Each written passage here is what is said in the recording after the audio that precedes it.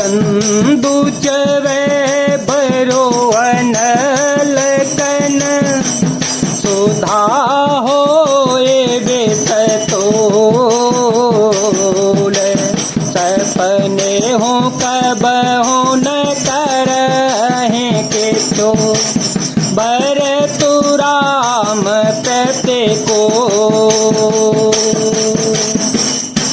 चंद्रमा चाहे शीतल किरणों की जगह आग की चिंगारियां बरसाने लगे और अमृत चाहे विष के समान हो जाए, परंतु भरत जी स्वप्न में भी कभी श्री रामचंद्र जी के विरुद्ध कुछ नहीं कहेंगे। एक विदात है दो सनु दे सुधा दिखाए देन वे सोजे कर भरो नगर तो चूसव काहू दुसहदा हो और मिटाओ छाओ एक बदो कुल मान्य जठेरी ये पिय परम के कई केरे नदी देन सिकसीलु सराही लगी देन सिकसीलु सराही बचन बान सम लागहि ताए। कोई एक विधाता को दोष देते हैं जिसने अमृत दिखाकर विष दे दिया। नगर भर में खलबली मच गई, सब किसी को सोच हो गया, हृदय में दुख जलन हो गई, आनंद उत्साह मिट गया।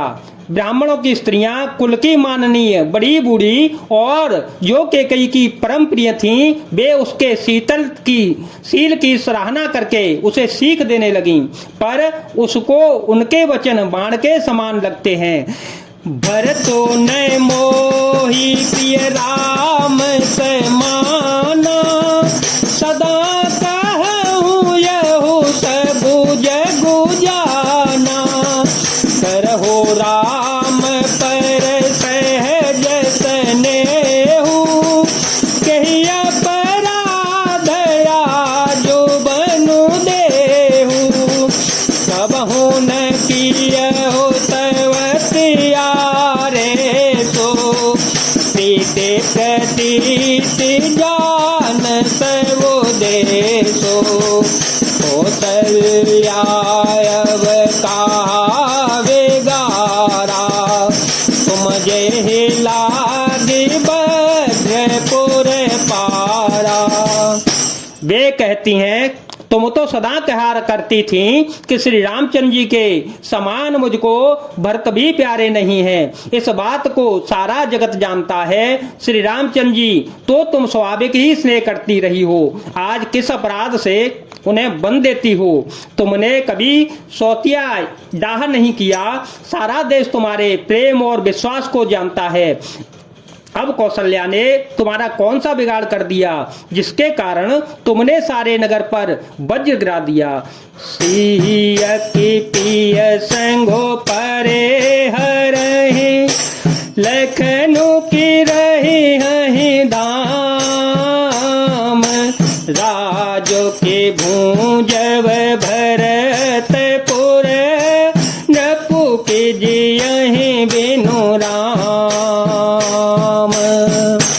क्या सीता जी अपने पति श्री रामचंद्र जी का साथ छोड़ देंगी?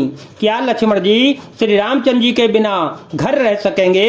क्या भरत जी श्री रामचंद्र जी के बिना अयोध्यापुरी का राज्य भोग सकेंगे? और क्या राजा रामचंद्र जी के बिना जीवित रह सकेंगे?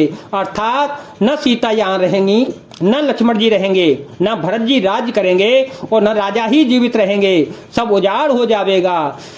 अस विचारी उर छाड़ को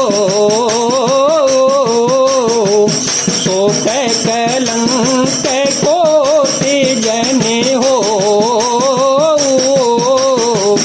भरत अवति दे हो जो वराजो भरत अवति दे हो जो वराजो कानन का